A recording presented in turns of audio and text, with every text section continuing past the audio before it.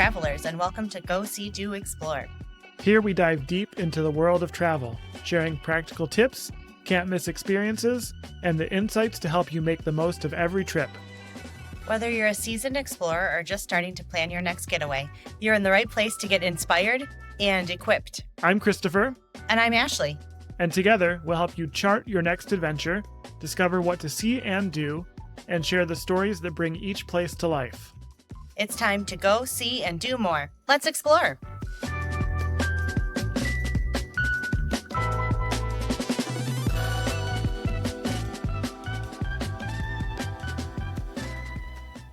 Hello, and welcome to another episode of the Go See, Do, Explore podcast. Today we are talking about one of our favorite places in Michigan. We've done the First Timer's Guide or the 101 for Mackinac Island before, and that was a lot of fun. So we thought it would be a good idea to do the same for Traverse City, which is probably our favorite place to visit in Michigan. Yeah, I think so. I think it's my favorite anyway. Yeah. So should we just get right into it? Let's just jump into it, yeah. So if you're not familiar, Traverse City is a popular tourist destination in northern Michigan. It is at the south end of Grand Traverse Bay, which is a bay in Lake Michigan. Yeah. It is also home to the National Cherry Festival I think it's usually the first week or 2 weeks in July. First 2 weeks in July. Yeah. Another reason that we love this area is there's just such a good food scene. Every time we go up there are new places to eat. And yeah, I'll put a link to the Eater article that I love for Traverse City into the show notes. Yeah, that was fun. We went a couple years ago and tried to eat more from that Eater article after being in a rut and going to the same places a lot. And we went to some new ones that were really fun. Yeah. And it's also close to a lot of outdoor recreation, which we'll talk about in a little bit when we get into what is there to do. Should also mention that it's just absolutely beautiful up there. Being on the lake, it is just gorgeous. It's a popular tourist destination for a reason. Yeah. Should we talk a little bit about getting there? Yeah. To kind of orient people to where that is. So we mentioned northern Michigan. Michigan, you may know, is in two peninsulas, a lower peninsula and an upper peninsula. So Traverse City is in the lower peninsula, but it's the northern part of the lower peninsula. Like you said, northwest corner on Grand Traverse Bay to get there. So if you're not from Michigan, you basically have a couple of options. Detroit and Chicago are the largest airports that are within a few hours drive of this area. So Detroit is probably about a 5-hour drive. Chicago, I would guess maybe 7 hours. That's a bit of a guess because we've never done that because we live here. But so you can get flights to those airports, or Traverse City does have a small but connected airport, and it's becoming more and more connected. So it used to be that a lot of times what you would do is you would fly into Detroit or Chicago and then connect to Traverse City. But we're seeing more and more connections but direct flights to other cities. Like the last time we were up in Traverse City, we saw a big 737, I think, going to Phoenix or something like that. So they're getting more flights in their own right, and so you can fly up there directly. But that's pretty much what you're looking at if you're not from Michigan or the surrounding area, if you're not going to drive. There are some Great Lakes cruises that probably stop at Traverse City, but they're very expensive. Yeah. I know a lot of people also will make Traverse City and the surrounding area a stop on a big Great Lakes road trip. So I think that's pretty common way to see this area. Yeah, definitely. All right, should we get into what to do? Sure. Okay. So I mentioned that there is a lot of outdoor recreation in the Traverse City area. One of the big things is the TART Trail, which is the Traverse Area Recreation Trail. And it is a bike walking path. I don't know where it goes. So it runs mainly just through the city proper, Traverse City, but it is connected to some other trails. So it's connected on the east side to the Vasa Trail, which runs through a really cool park in Grand Traverse County, I think Sand Lake's quiet area. And then on the other side, it connects to the trail that's in Leelanau. The name of that trail I can't recall. It's like the Leelanau something trail, but as you might imagine. So you can ride all the way up the Leelanau Peninsula, which is, I think, about 30 miles. But so, yeah, for walking or especially for biking, because it's paved, it's really popular and really nice. And not far from Traverse City is probably one of the biggest draws in this area, and that is Sleeping Bear Dunes National Lakeshore. Yeah, Sleeping Bear Dunes National Lakeshore is a National Park Service unit that is west of Traverse City on Lake Michigan proper. And it is very large sand dunes and then surrounding wilderness. It's very popular. It's really beautiful. Should I say it's better than Indiana Dunes? Should we start that rivalry? It is. I think sorry. anybody that's been there would agree with that. Yeah.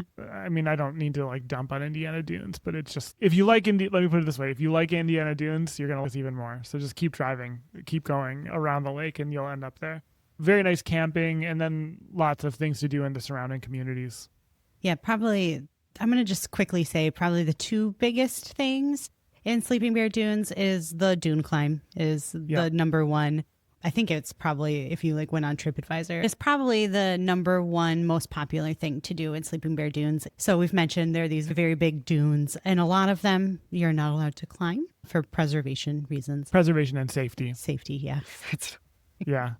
When you see them, you'll understand the safety element. But the dune climb is the one area where it's a giant dune and you can climb it. And do you remember how long the climb is all the way to the lake? Because you can go all the way to the lake. He tricked me into doing it once. So there's a big dune right there, and most people that go there, especially with kids, they just run up this big dune and then run back down, and that's it. It's cool though. You go up and you can see Glen Lake, which is this cool lake right there, and you see the D.H. Day barn, which is like this really interesting old historic barn.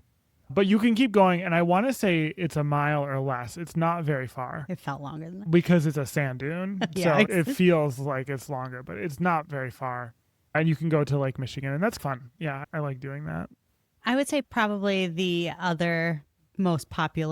second most popular thing to do in Sleeping Bear Dunes is the Pierce Stocking Scenic Drive.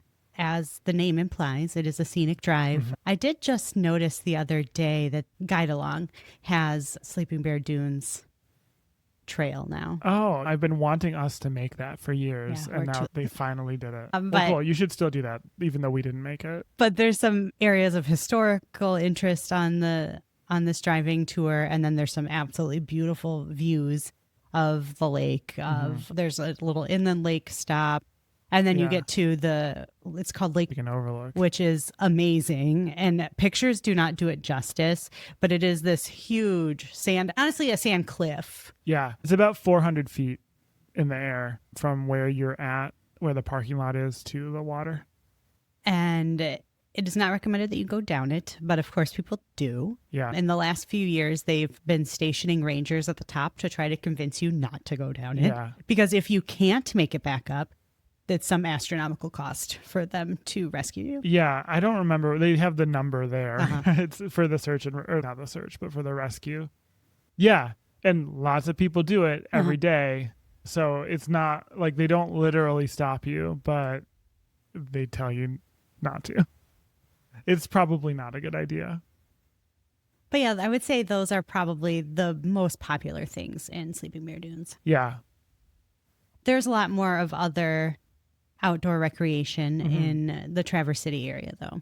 So much. Yeah, more than we can really talk about, honestly. Lots of parks. This area historically was basically farmland and just a natural environment. And there are a lot of lakes and rivers and opportunities for, if you're into something like hunting or fishing, like tons of opportunities for that, water sports. Because Grand Traverse Bay is this big body of water, but it's somewhat sheltered compared to just being out in open Lake Michigan. You'll even see activities like parasailing and jet skis and things of that nature too. So it's really got it all. Yes. And if you're looking for a beach, there's tons of them in Traverse City. Just nice sand beaches. I know sometimes if people aren't familiar with the Great Lakes, they assume that they're like rocky or mucky or something like that. And no, these, especially on the west side of the state, not Lake Michigan. These beaches are sand beaches. One of our favorite things to do, a fun way to get out onto the water, is to take a sail on the tall ship Manitou, which is it's a tall ship that's completely powered by wind. So there's no engine, and they explained it as like a way for visitors to see how the people used to get around this area. Yeah. Before the modern ships. They do use an engine to get out of the harbor because it would be a lot harder to not. The entire crew is going to row, and it's going to take a long time. Yeah, but once you're out in the bay, they turn the engine off and you help them hoist the sail, actually. Some people are excited about that. Others are more begrudging maybe, but everyone gets to help. And yeah, then you just go out on wind power. If you're into golf, there are lots of opportunities to golf in this part of the state. In Traverse City itself, the Grand Traverse Resort has a few courses out towards Sleeping Bear, a little south of Sleeping Bear. Consistently one of the top golf courses in the state. Arcadia Bluffs has a couple of courses, but one of them, the Bluffs course, is literally like right on top of a sand dune. It's a course I really want to play. I actually just looked at the rates today. Their current high, do you guess how much for 18 holes for high season right now? I have no idea what that costs at like a regular golf course. Yeah. $165 That's kind of per person. Yeah, it's a lot of money, obviously. It's not, I'm sure there are golf courses, public courses that are more than that, but it's, like the course I played at today was like $25 if you compare. But it's definitely a course I want to play sometime just because it's beautiful. You could also bring along a non-player in your cart for $50. So if someone just wants to ride along, it's maybe the driver. Most courses will do that for free, but not that one. Also, I should mention too, one of the courses at Grand Traverse Resort, the Bear, was designed by Jack Nicklaus. And then the other ones I think that are really worth mentioning, this isn't going to become a golf podcast, but the Boyne Resort has at their various properties some notable courses, some of them designed by Arthur Hills, another very famous golf course architect. And then not too far in Gaylord is Treetops Resort, which has a lot of really well-regarded courses. There are also many others, so I don't say those to exclude others, like more like one-off courses that are really well-known and loved. But yeah, it's definitely, this part of Michigan is a place where a lot of people from Southeast Michigan go to play in the summer. And so there are a lot of really beautiful golf courses. The only downside is we have a very short season here in Michigan. Especially northern Michigan. Yeah, a lot of it will tell you, like Boyne, for example, Boyne has ski resorts, and these golf properties are also like on their ski resorts. So like they ski and then the snow melts and then they have golf. And I guess we can move over to some winter recreation. Sure. If you don't mind cold. Yeah. And you want to get outside, the winter is a great time to visit Traverse City. And we mentioned the trails, so you can go snowshoeing. Most of the trails, especially in Sleeping Bear Dunes, there's a lot of that. The area is also really big for snowmobiling, so if you're interested in that. And then you mentioned the ski resorts.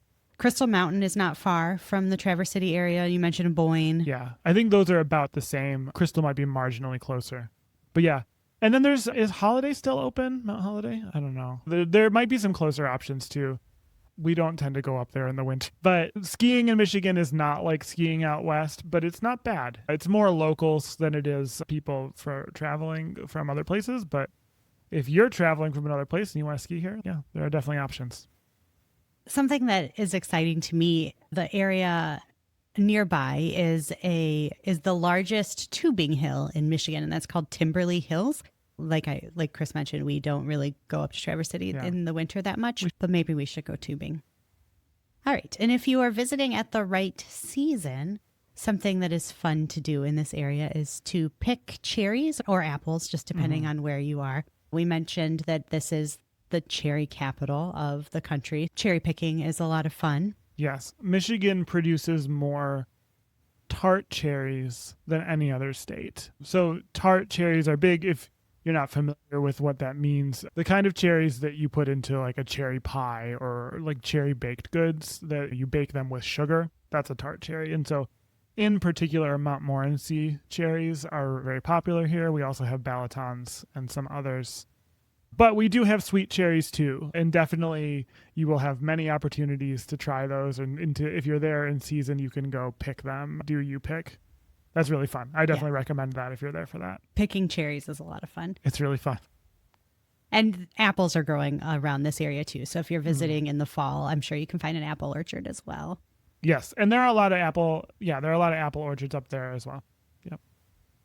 And there's also, being on the water, there are a fair number of lighthouses that you can visit. Yes, we maybe have mentioned before, but I'm not sure that Michigan has more lighthouses than any other state. Sometimes that surprises people because if you asked what state has the most lighthouses, you would probably assume Florida. Like Florida or something on the ocean, like maybe Maine, maybe, I don't know, California, right? Like California has a tremendous amount of coastline. The answer is Michigan. Michigan has, if you count the Great Lakes, more coastline than any other of the lower 48 states. Yeah. If you count the Great Lakes, which we do because there is shipping on the Great Lakes, right? There are freighters, and that's why there are lighthouses. Yeah, there's a lot of areas that are very dangerous. And so in the pretty much the 19th century is when they were building a lot of the lighthouses in Michigan. And when you do research into Michigan lighthouses, you learn that pretty much they built them really quickly because there were a lot of shipwrecks, and then some traumatic thing happened, like it burnt down or it wasn't big enough, or it sunk, it fell over. Like almost any lighthouse you go to, it was like we built it and it fell down, so we built it again. And then we couldn't really see it, so we had to actually build another one farther. It was done. The thing you have to keep in mind is all of this stuff was being authorized by Congress in an era where like the congressmen, they couldn't really see what was going on, right? There was no way of rapidly communicating. It was all like handwritten stuff that would have to travel maybe by rail or something like that. It's not like they were literally walking it to DC, but you'd send a text message or whatever. So not sending them video of that. There was no aerial photography so there was some Congress would have to be like, I think that's a good spot for a lighthouse. Okay. And then, and I feel like a lot of them were authorized around the time of the Civil War too, which is just, it's fascinating. I don't remember. I think it was one of those Thunder Bay ones that they were talking about Lincoln signing off on it. Like that was one thing he did that day, in addition to many other more serious things. But in this area, at the tip of the Old Mission Peninsula, there is the Old Mission Lighthouse. Yes, which you can now go in. Mm-hmm. So when we were kids, you didn't really go up there, but I went up there a lot. And there's been a public park there for years. So you go and you can play at the beach, or they have this ancient, dangerous swing set and slide. The kind that would burn you, you know what I mean? The metal. Metal, yeah. But the lighthouse there was private and privately owned, and you couldn't go in. And I always wanted to go in, but now you can. Yeah, so 5-6 years ago, something like that. Yeah, it's fairly recent. Pretty recent. Fairly recent. There is the Grand Traverse Lighthouse. Yes. Are there other ones that I'm thinking that I'm forgetting? I'm sure there are other lighthouses. Oh, one of the lighthouses you have to watch out for is the Park Place Hotel in Traverse City. Yeah, right downtown Traverse City. That's a funny thing. We've been going to Traverse City for quite a few years, and then we stayed at a hotel, and they had those like promotional commercials for local things, and they said that the Park Place Hotel was a lighthouse. And then we went out and I'm like, oh my gosh, it is a lighthouse. It is a lighthouse. When you look back at it, you're like, wow, it's really a lighthouse.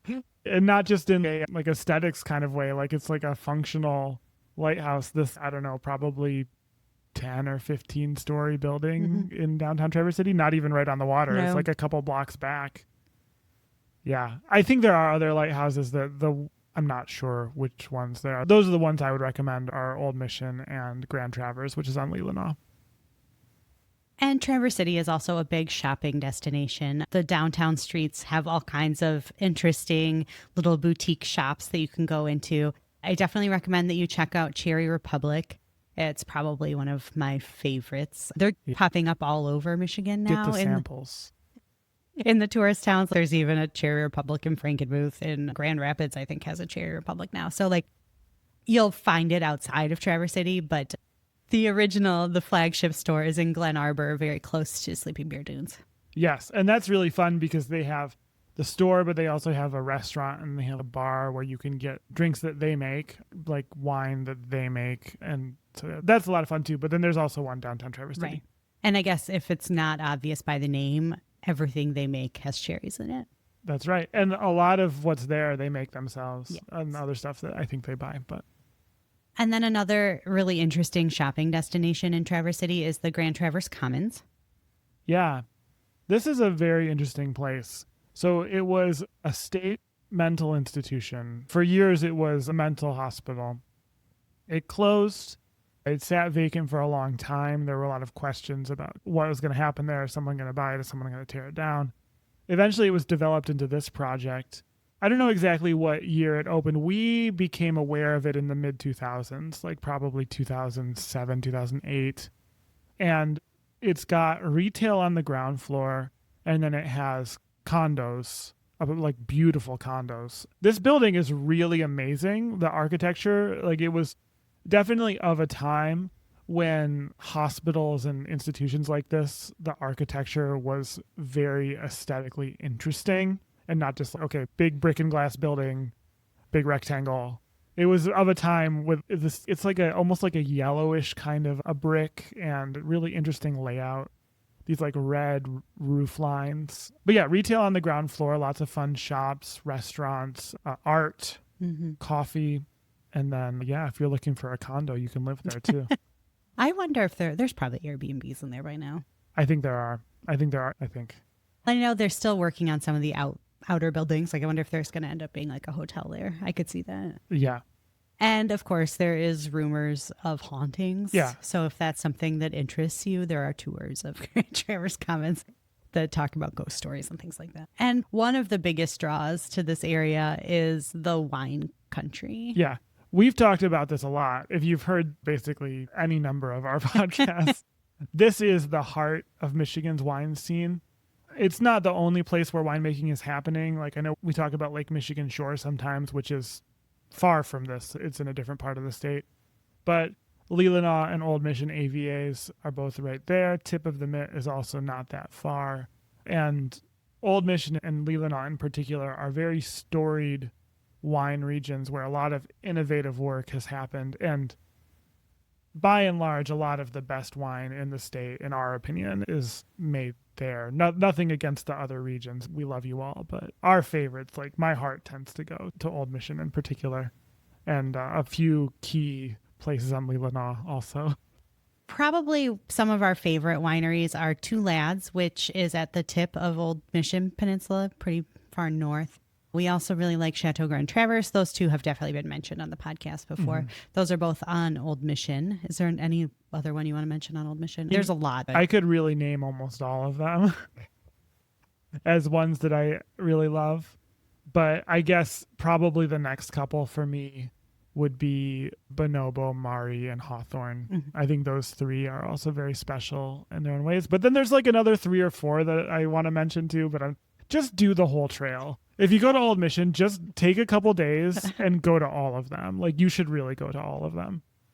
And there's so many more on Leelanau. We have scratched the surface over there, but there's a lot more than in It's a much bigger area. Leelanau Peninsula is almost a whole county, whereas Old Mission is just one little township. Yeah, with 2 roads. Yeah. And I will say that our favorite, I think it's safe to say our favorite on Leelanau is Mauby, which we've had on the podcast multiple times. Yeah. It's all sparkling, amazing. Mauby and Rove. Oh, yeah. I don't think I can, because Mauby is sparkling, and but Rove is my favorite Leelanau for non-sparkling.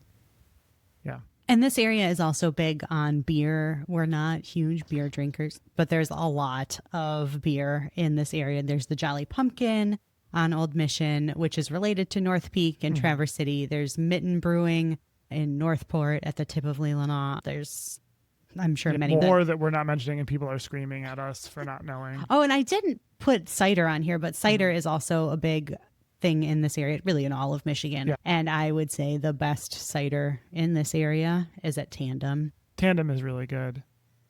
There's also, I would recommend going to that cider spot in Traverse City. Oh, yeah. Taproot Cider House. Taproot Cider House. Yeah, that's it. You can get cider from a lot of the different cideries in that part of the state will have ciders in that one place that you can go to. Yeah. I think that's everything on this list. I think we should probably go to a wine break. Okay. After talking about all that wine, let's go to a wine break.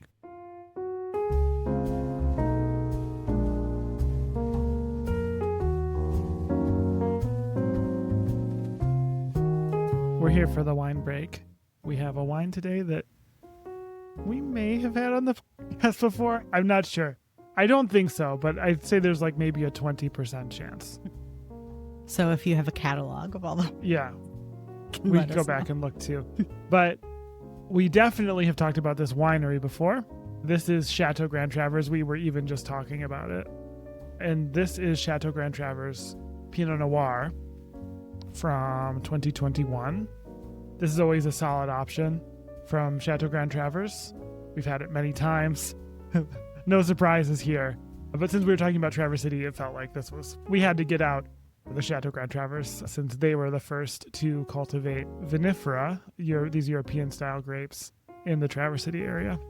So let's try it. I wonder what it's going to taste like. Should I go to the other side? Yep. That's what it tastes like. Pinot Noir.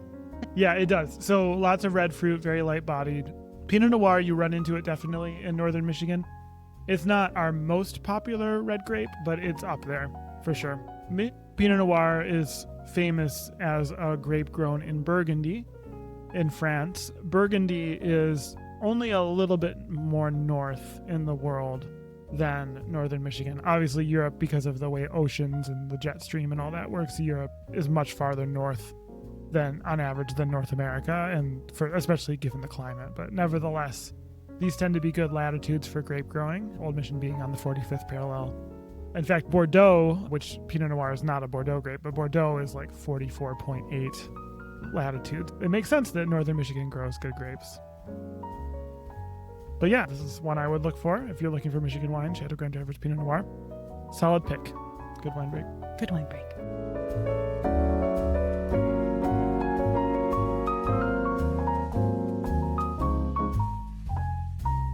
All right, we are back from the wine break, and we are going to talk about, now that you know what all there is to do in Traverse City and all of the reasons to come visit, now where do you stay?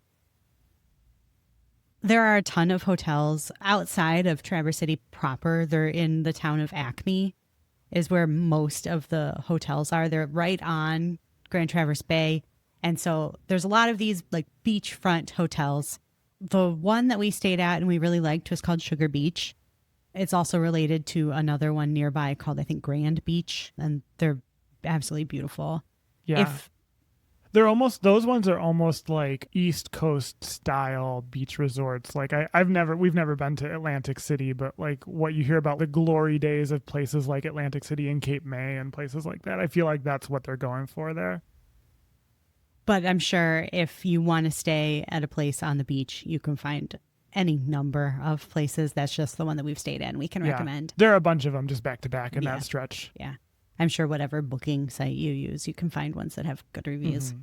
If you would like to stay a little closer to town in Traverse City, there's the Delamar. It is the highest rated hotel on TripAdvisor in Traverse City. It used to be a Holiday Inn. For years, this was a Holiday Inn. In fact, when I was looking at this outline, I'm like, what is the Delamar? And yeah, it was because it was a Holiday Inn. I had been there before. It's right downtown, right on the water. But yeah, it has I think good it's reviews. it's in number one. I was surprised by that. You can't beat the location if you're looking to do things downtown. Right. And it looks like they've made it a lot nicer than when it was a Holiday Inn. Yeah. And of course, there's going to be places if you want to stay on Leelanau. We don't really know that area, so I didn't really want to speculate. But like Sutton's Bay is a popular town where you could look for someplace to stay, or you could look in the town of Northport, which is at the tip, the Northport. And then Leland. Yeah, just look on a map if you would like to stay over there. I'm sure there's lots of like cool little B&Bs and things like that over there. You can't go wrong. It's a pretty large area when you start to extend into places like Leelanau, so you have to consider what your objectives for the trip are because you're going to end up driving depending on what you want to do. But in terms of enjoying yourself, I think anywhere in that region, you're going to find things to do.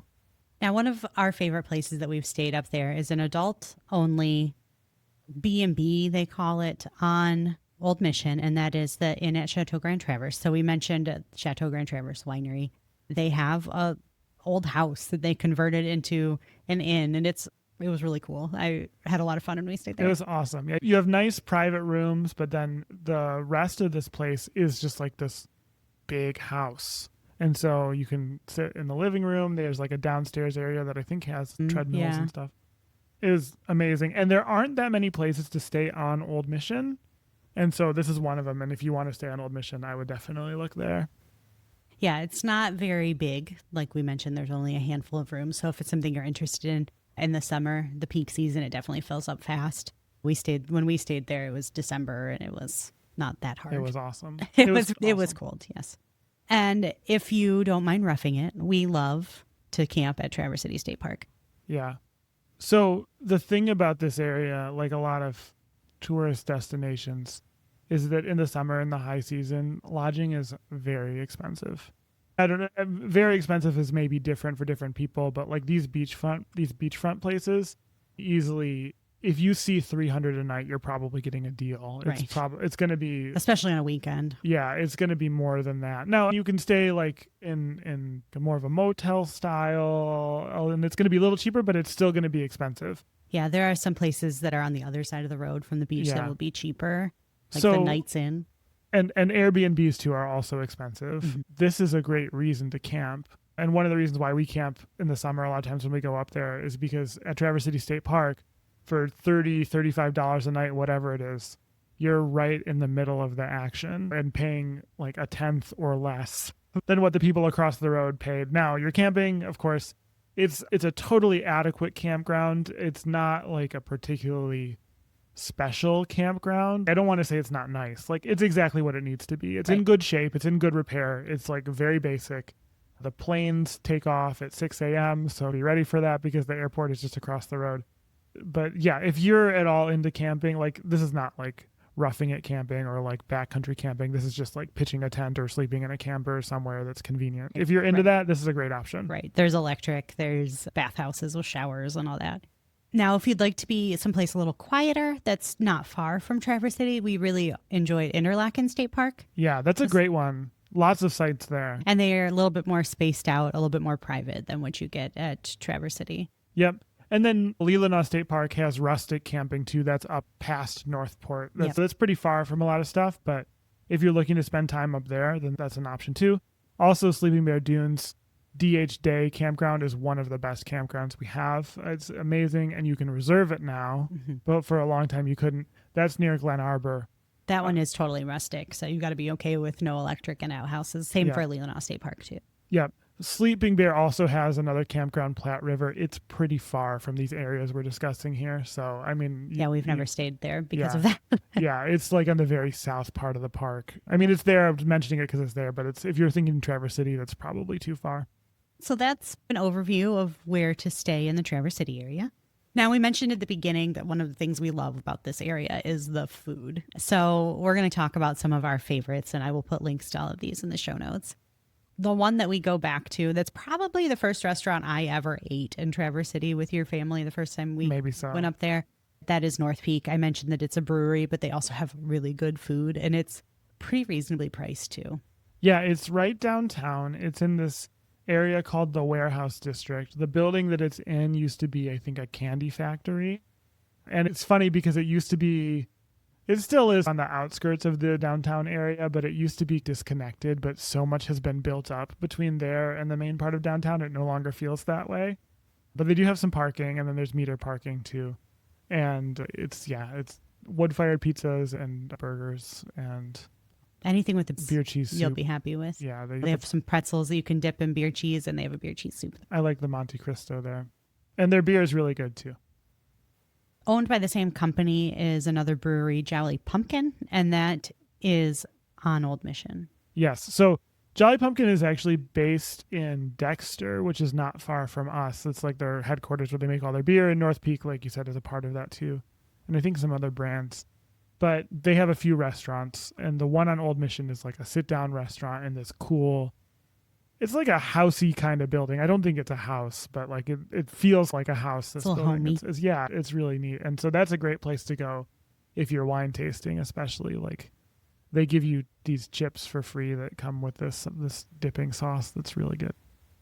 There's also a Jolly Pumpkin in Detroit that actually just won an Hour Detroit. Yeah, I think it was for Best Brewery. and that's interesting because they have obviously the same beer. I think they have a lot of similar food, but that's a counter. Like it's you order at a counter and then get the food. It's a totally different format. Another restaurant we love in downtown Traverse City is Poppycock's. They have deals. That's why we like it. I feel like it's in the off season. I don't think you're going to get this deal Yeah. in the middle of the summer, but in the off season they had it was like buy one get one half off on Wednesdays or something like, or was it free bottle of wine? Yeah, it was like 2 entrees and a bottle of wine and an appetizer for $100 or something like that. It was a great deal. Yeah. Like and these are like nice entrees too, right? It's not a burger. It was like a giant steak. Yeah. But don't take our word for that because that depends on time of year. But their food is good. Yeah. Yes, their food is always good there. Last time we were up there, we discovered the Farm Club Yes. on Leelanau, farm to table. very cool. Not only is it farm to table, it's like at the farm. Yeah. So like a lot of farm to table restaurants, they're just sourcing from local farms.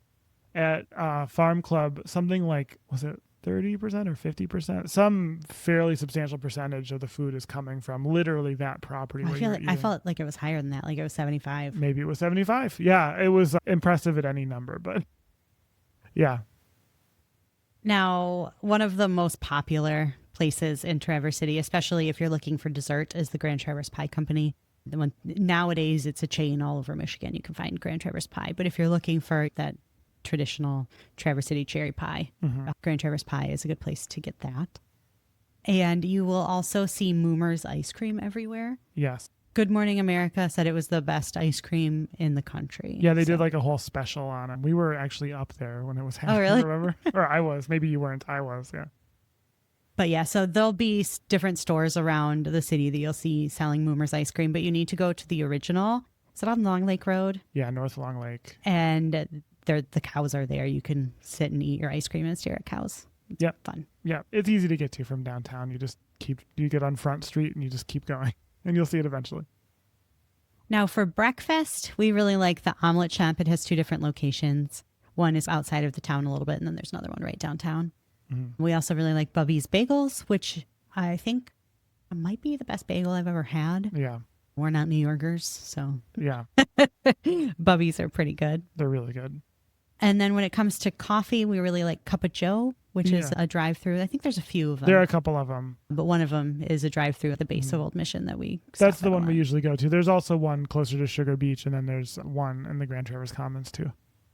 And we also like Higher Grounds in the Grand Traverse Commons. Mm-hmm. Did I forget anything on this list? I'm sure that we could mention J&S Hamburg Classic Diner in downtown Traverse City. It's so funny because it's this really small, like single-story old building, and now there's these high-rises circling it. Yeah. And the last time we were there was a sign that was like, "We're willing to move if you want this property." Yeah. All right, so let's move on to some final tips if you're planning on visiting Traverse City. Yeah, I think I spoiled this first tip about lodging being expensive. You can look for deals. You can look at I would look at the different short-term rental sites like Airbnb, VRBO, or Vrbo as they prefer. Also, we've had a lot of luck with Booking.com. And then, like we said, camping. I feel like being flexible with your dates, too. Yes. You might find better prices on one weekend versus another. So just unless you absolutely want to visit during Cherry Festival, which you're going to be just like open your wallet and just dump all your money on the ground. I think another thing to consider, because when we go up there, we're usually going for a weekend or a long weekend. And so we want to stay in the middle of the action because our time is relatively short to be there. But if you were planning a longer trip, I think you would be okay potentially staying a little outside of Traverse City. Maybe find a rental on one of these cool inland lakes that we have or something like that. Yeah, you might end up driving a little bit more, but the money you save, that might absolutely work. That's probably not something we're going to do because that's not the kind of trip we typically are going to take up there because we only live 3.5 hours away. But we'll just drive 3.5 hours if we want to do that. But that's something to consider, staying in these kind of outlying communities. And there are, I believe, deals to be had. And also consider the off season. Yeah. At the last travel show, the big thing everybody was talking about is there's no more shoulder season. I feel like Traverse City still has that, but it's getting shorter. The big difference is, of course, the weather is very different. Traverse City in July and Traverse City in February are different cities, right, basically. But I think what affects something like Traverse City is because it is one of the top in-state travel destinations. So I think a lot of what you're not going to have in the winter are people from Southeast Michigan going up there, right? You have some for skiing and things like that, but less. And so if you're looking I want to go to Traverse City and I don't really care what season, that off season, there's still plenty to do. Now, the hours of a lot of these businesses change and things like that. Yeah, there are things that close down for the winter. Yeah. But like we went the last time in April and it was a little chilly. Like you weren't swimming, obviously. No. But we were able to walk places and it was still, the weather was nice. There wasn't snow on the ground. Fall is amazing up there. Like those couple weekends we've spent up there in late October, early November are always some of my favorites, even though it's, very often quite cold. But we camp. And we woke up that one day and there was snow on the ground. Yeah. But yeah, can you think of any other tips for people for Traverse City? I would say you have to do something with the water. That's my opinion. But the water is one of our great features here in Michigan, these beautiful large lakes that we have, the Great Lakes. And whether it's swimming or going to the beach or going on a boat or parasailing or whatever, like kayaking, find something to do with the water. It's just, I think, one of the most important things. Yeah, I would agree with that. All right. So that's our take on Traverse City, and we hope that we have set you up for a successful visit to one of our favorite places. Yeah, let us know. Maybe we'll run up and join you. Let us know in the comments if we forgot anything. Send us an email or whatever. Yeah. Did we forget your favorite restaurant? Oh, yeah, please let us know. We're always looking for recommendations. Yeah. All right. We'll talk to you later. Thanks. Bye.